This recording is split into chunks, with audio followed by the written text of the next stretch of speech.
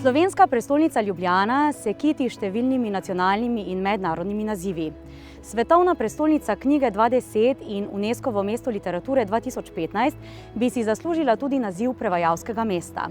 Namreč v Ljubljani so skozi stoletja delovali in pravzaprav še zmeraj delujejo številni prevajalci in prevajalke, ki prevajajo iz tujih jezikov v slovenščino in obratno iz slovenščine v tuje jezike in na ta način svetovno oziroma slovensko literaturo bližajo bralcem.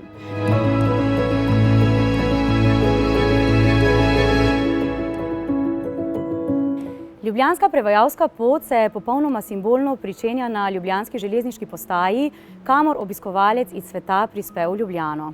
Na podoben način je sem pred približno 120 leti prispel tudi znameniti James Joyce. V spomin na to noč so zato tukaj pred natanko 20 leti na prvem peronu ljubljanske železniške postaje postavili spomenik Jamesu Joyceu, delo akademskega kiparja Jakova Brdarja. V slovenščino so prevedena vsa najpomembnejša Joyceova dela.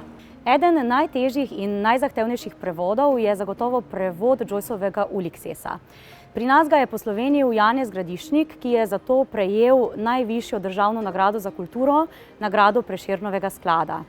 Zanimivo je tudi to, da je založba takrat Gradišniku celo financirala študijsko potovanje na Irsko, da se je seznanil z okoljem romana, potem pa je od Irskega kulturnega urada prejel cel zaboj knjig, ki govorijo o Irski in Uliksesu, da se je lahko res temeljito pripravil na prevajanje.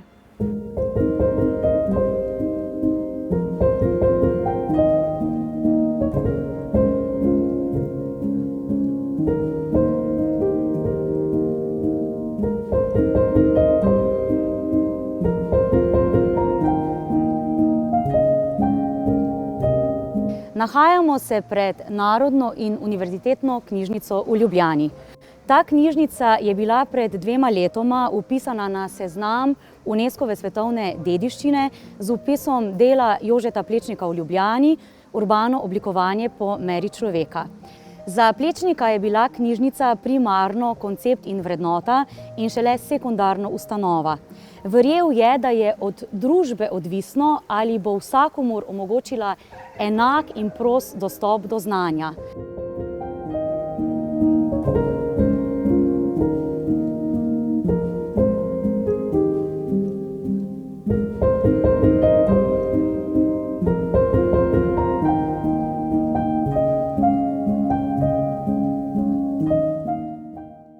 Nahajamo se v rokopisni zbirki Narodne in univerzitetne knjižnice, kjer hranimo arhive in zapuščine praktično vseh najpomembnejših slovenskih pesnikov in pisateljev. Prevajanje je ravno zato pomembno, ker je vsak ustvarjalec na ta način lahko tudi širil svoje literarno obzorje, namreč preko prevodov in poleg tega tudi širil svoje jezikovno obzorje. Prevajanje stoji že čisto na začetku slovenskega jezika in slovenske literature. Ravno tako stoji prevajanje na začetku slovenske tiskane književnosti. Prvi prevodi so bili ravno prevodi Svetega pisma v času protestantizma, ki vztrajajo na tem, da mora se vsak človek seznaniti s Svetim pismom v izvirni obliki. Nov zalet dobi prevajanje ravno v času razsvetljenstva z prerodnim knjižnim programom.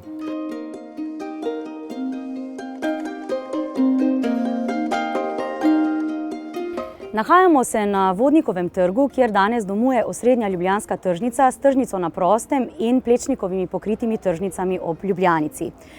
Na drugem delu trga pa stoji spomenik učitelju, prevajalcu, pesniku, razsvetljenskemu mislecu in časnikarju Valentinu Vodniku.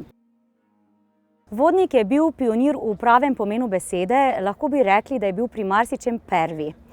Sicer ni bil prvi slovenski pesnik, je pa napisal prvo izbirno pesniško zbirko v slovenskem jeziku, Pesme za pokušino. Poleg izvirnega pesnjenja je zbiral ljudske pesmi in prevajal. Njegovi prevodi so dvosmerni. V slovenščino je prevajal iz nemščine, francoščine, italijanščine, grščine in latinščine, iz slovenščine pa v nemščino in latinščino. Vodnik je prevajal tudi različne krajše tekste, predvsem za šolsko rabo. En tak primer je iz grške literature, se pravi, prevajal je različne citate iz grške klasične literature. Potem je prevajal tudi pesmi za brambovce. To so bile tedanje bojne pesmi, namenjene avstrijski vojski. V Vodnikovi zapuščini se je ohranil tudi krajši rokopis, ki ga je Vodnik sam imenoval Pravila za prevajanje. Se pravi, neke prve vrste praktični tekst o načinu prevajanja v slovenski jezik.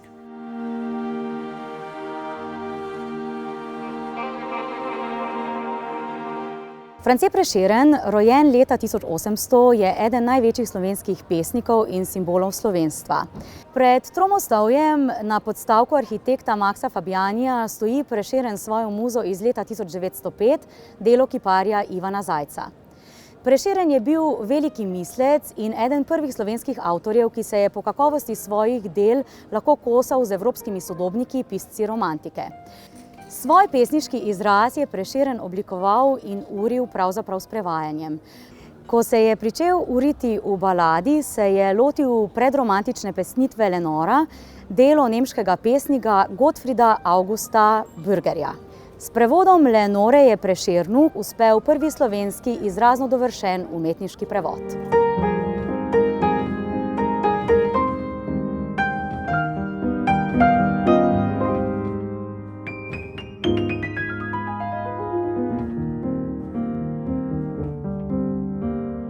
V tej hiši na Starem trgu 11a je večino svojega življenja preživela Elizabeta Plemenita Haumeder, bolj poznana kot Lili Novi.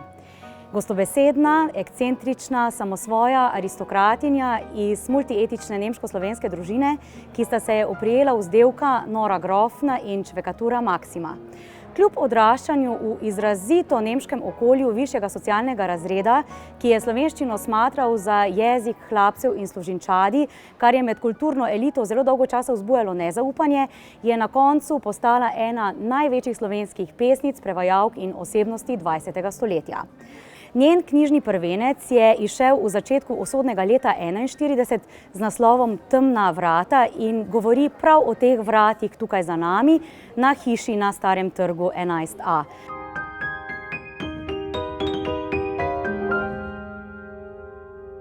Temna so v našo hišo vrata, v temno drže visoko vežo.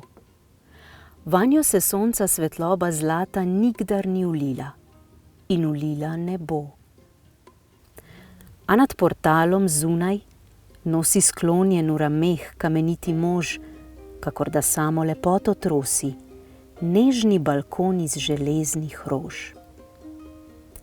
Svoje desnice kazalec na ustna dal kot poldrugo stoletje tišči.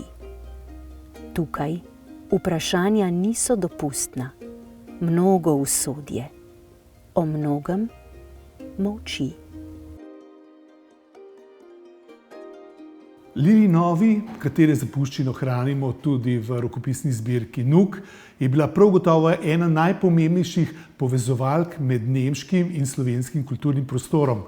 Prevedla je cel opus najpomembnejših slovenskih pesnikov iz tega obdobja, tudi nekatere starejše, recimo Prešerna. Njeni prevodi spadajo pravzaprav v vrh slovenske prevodne literature v tem času.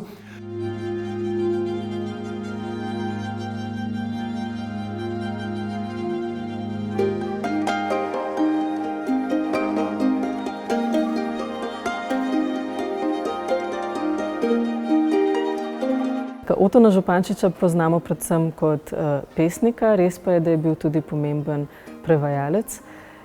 Pomembno je poudariti, da je bil prvi, ki je prevajal iz izvirnika, torej ne iz nemških prevodov. Vemo tudi po njegovih knjigah v osebni knjižnici, da se je na prevode izredno temeljito pripravljal. Recimo za prevode Shakespearja je prebiral literaturo o elizabetinskem gledališču pa v tem času. V obširnem rokopisnem opusu Otona Župančiča so se ohranili tudi številni prevodi, med njimi najbrž najpomembnejši prevodi tudi Williama Shakespeara. Župančič sam je bil intendant ljubljanske Drame in je verjetno tudi v ta namen prevedel kar lep opus dramskih tekstov. Ohranili so se tako njegovi rokopisi najpomembnejših Shakespearovih dram, med njimi Hamleta. Zanimiv je pa ta izvod, takih izvodov kar nekaj hranimo v naši knjižnici, kjer si je sam Župančič v različnih izdajah tudi dopisoval različne jezikovne različice in na ta način lahko zelo praktično vidimo, kako je napredoval tudi njegov prevajalski jezik v različnih obdobjih prevajanja. Biti, ne biti, to je tu vprašanje. Je li bolj plemenito, da trpiš v duhu, strelice vse nasprotne usode, ali z orožjem greš nad morje zla in ga končaš z odporom?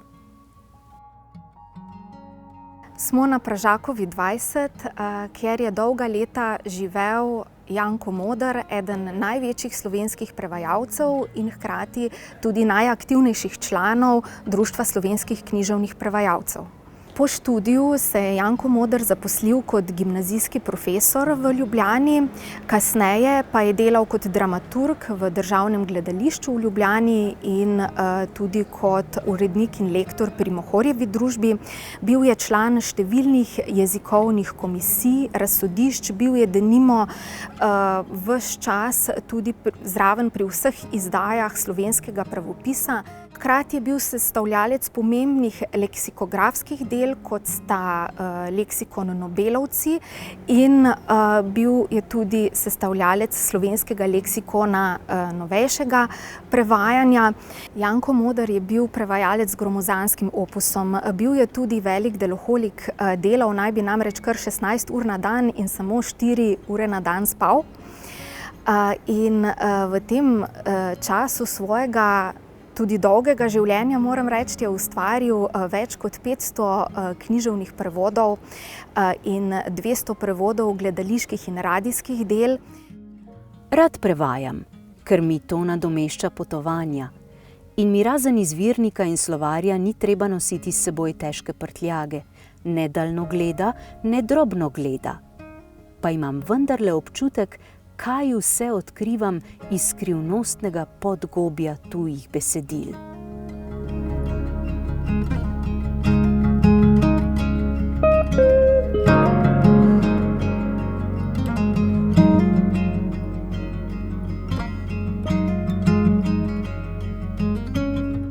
Že prva knjiga, ki je šla pri Mladinski knjigi komaj 2 meseca po ustanovitvi, knjiga z naslovom Ciciban čita, je vsebovala nekaj prevodov.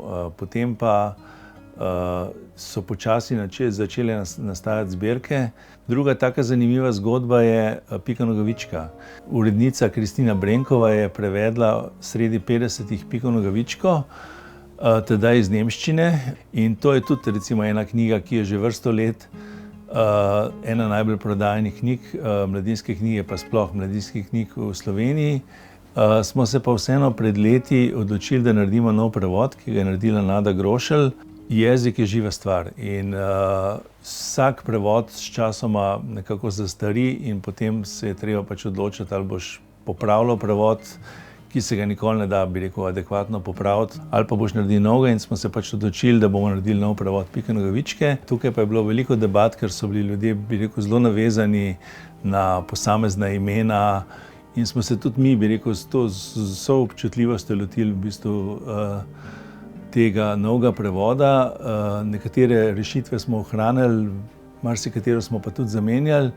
Kar se prevodov tiče, enako pozornost namenjamo tako, bi rekel, tem najbolj zahtevnim delom, se pravi, tako rekoč visoki literaturi, kot žanrskim delom. Se v bistvu žanrska dela prebere še več ljudi, kot recimo bolj zahtevna dela. Pač tukaj imamo mi nek standard, od katerega ne odstopamo. Vidna sprememba, ki se je zgodila v zadnjih malo več kot 10 letih, je pa seveda tudi ta, da je ime prevajalcev napisano na naslovni strani in je s tem tudi poudarjen zelo pomemben prispevek, bistven prispevek, ki ga imajo prevajalci pri posamezni prevodni knjigi.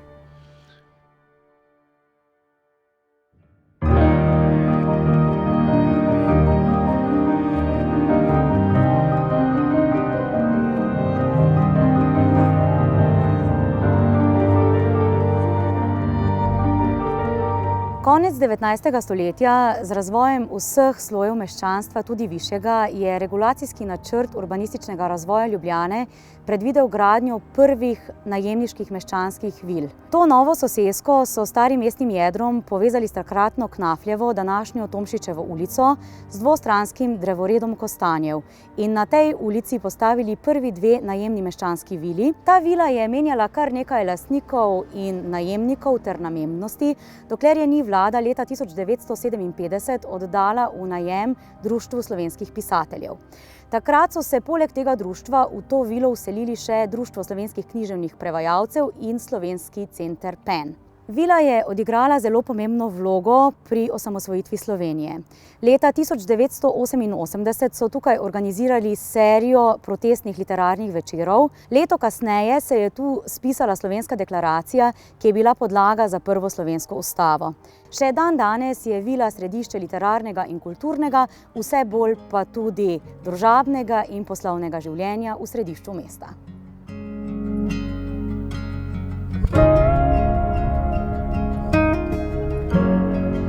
Društvo slovenskih književnih prevajalcev je strokovno združenje prevajalcev humanistike, družboslovja in leposlovja. K vidnosti književnih prevajalcev društvo pripomore tudi s podeljevanjem stanovskih nagrad. Od leta 1963 podeljujemo svojo najstarejšo Sovretovo nagrado, ki nosi ime po zelo znanem klasičnem filologu in odličnem prevajalcu Antonu Sovretu. Na Društvu slovenskih književnih prevajalcev pa se ukvarjamo tudi z zagovorništvom književno-prevajalskega poklica. Spremljamo evropske in slovenske zakonodajne iniciative in kulturno politiko na področju avtorskih pravic, avtorskega prava, materialnega položaja prevajalcev in s tem zelo tesno sodelujemo z našo evropsko institucijo, Evropskim združenjem CEATL. Siv topel avgustovski večer se je spustil na mesto in blag topel zrak, spomin na poletje, je krožil po ulicah. Po ulicah, ki so imele zaradi nedeljskega počitka vse oknice zaprte, je rojila prešerno pisana množica. Kot razsvetljeni biseri so sijale svetilke z vrha visokih drogov na živi vzorec spodaj, ki je nenehno spreminjajoč obliko in odtenek pošiljal navzgor v topli, sivi večerni zrak nespreminjajoče, nepojemajoče mrmranje.